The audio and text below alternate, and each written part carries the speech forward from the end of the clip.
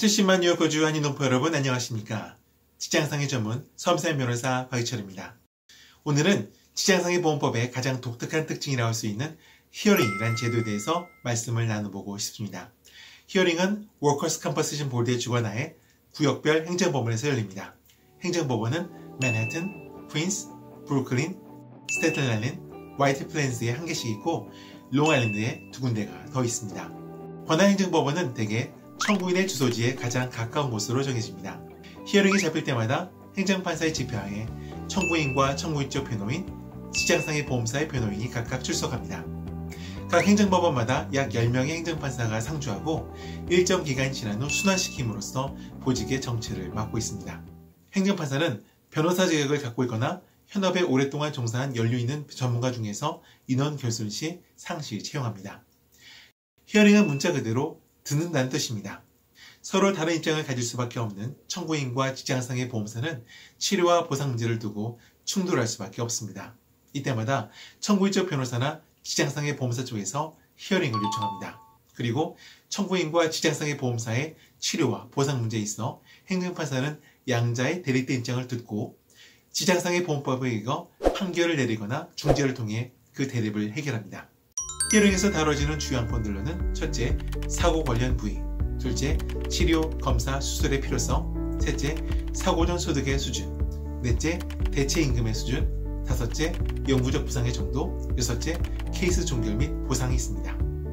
과거에는 법원 서기도 함께 히어링에 출석했는데 최근 몇 년 전부터 법원 서기는 점차 사라지고 녹음으로 대체되기 시작하였습니다.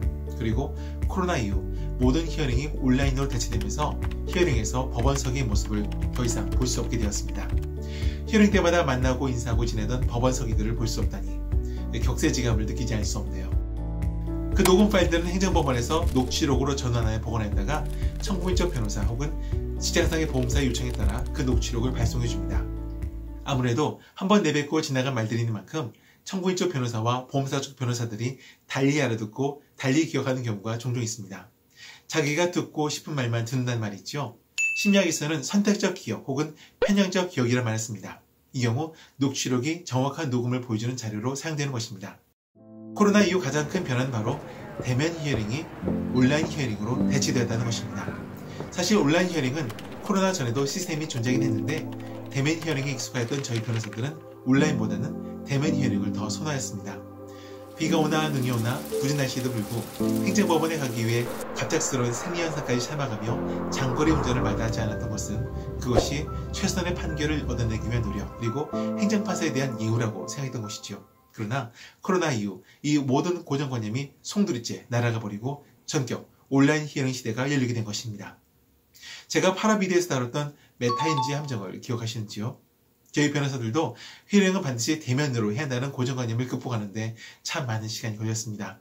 아무튼 온라인 히어링은 다양한 화상채팅 형식인데 여러분들이 익숙하신 줌과 원리가 똑같습니다.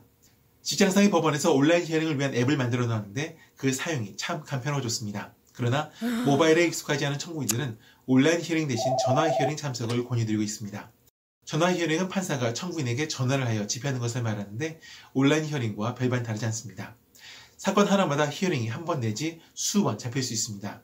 사건이 복잡할수록 해결할 이슈가 많을수록 그 히어링의 숫자는 자연히 늘어납니다. 행정판사의 판결은 청구인과 직장상해 보험사 양 당사자를 구속하는데 판결에 만족하지 않은 당사자는 판결 후 30일 내에 항소할 권리를 갖습니다.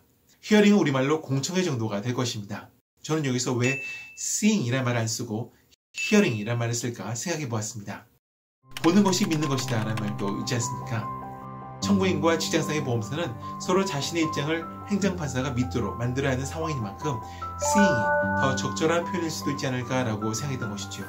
제 결론은 법원 절차로서 히어링이라고 이름 붙여진 나름 이유가 있다는 것이었습니다. 인간은 세상의 모든 소리를 다 들을 수 있도록 설계되어 있지 않고 어느 특정 주파수, 즉 20에서 2만 헤르츠 사이의 소리만 들을 수 있습니다. 이것은 세상의 모든 소리들에 반응해야 하는 경우 인간의 뇌가 너무 피로해질 수 있는 까닭에 딱 생존에 필요한 수준의 소리만 들을 수 있도록 되어 있는 것입니다. 청각을 연구하는 학자들에 따르면 인간은 인간의 목소리를 인지하는 경우에 가장 적은 에너지를 쓰도록 되어 있다고 합니다. 우리는 서로의 목소리에 가장 민감하게 반응하도록 만들어져 있는 것이지요. 우리는 시각 또는 청각을 잃은 사람이 있을 경우 시각을 잃은 사람이 청각을 잃은 사람보다 더 불행할 것이라고 흔히 생각합니다. 그러나 실제로는 청각을 잃은 사람이 시각을 잃은 사람보다 더 불행하다고 하네요. 시각과 청각을 모두 잃어버렸던 헬렌 켈러는 이런 말을 남겼습니다. 시각을 잃은 것은 사물과의 단절이지만 청각을 잃은 것은 사람들과의 단절이다. 심리학자들은 시각을 가리켜 dry information이라고 하는 반면 청각은 wet information이라고 부릅니다. 마음의 정보를 흡수시켜야 하는 상황에서 촉촉한 청각 정보가 건조한 시각 정보보다 유리한 것을 두고 한 말입니다. 우리가 소리를 들을 수 있는 것은 고막이 소리에 반응하여 울리기 때문인데 울림이란 말을 통해 알 수 있듯이 청각은 시각보다 감정에 호소하는 경향이 더 짙습니다. 어떤 심리학자들은 심지어 이런 실험까지 해보았다고 하네요. 실험 당사자들에게 포르노를 보여주는데 첫 번째 집단에는 포르노의 시각과 음성 정보 모두를 주고 두 번째 집단에는 시각 정보만, 세 번째 집단에는 소리만 들려준 후 세 집단 중 어느 집단이 가장 성적으로 흥분했는지 알아보았습니다. 그 결과 소리 정보만 들은 집단이 가장 흥분했다고 하네요. 소리 정보만 들은 집단은 포르노의 그 소리를 들으면서 앞에 두 집단보다 많은 것을 상상했기 때문이었습니다.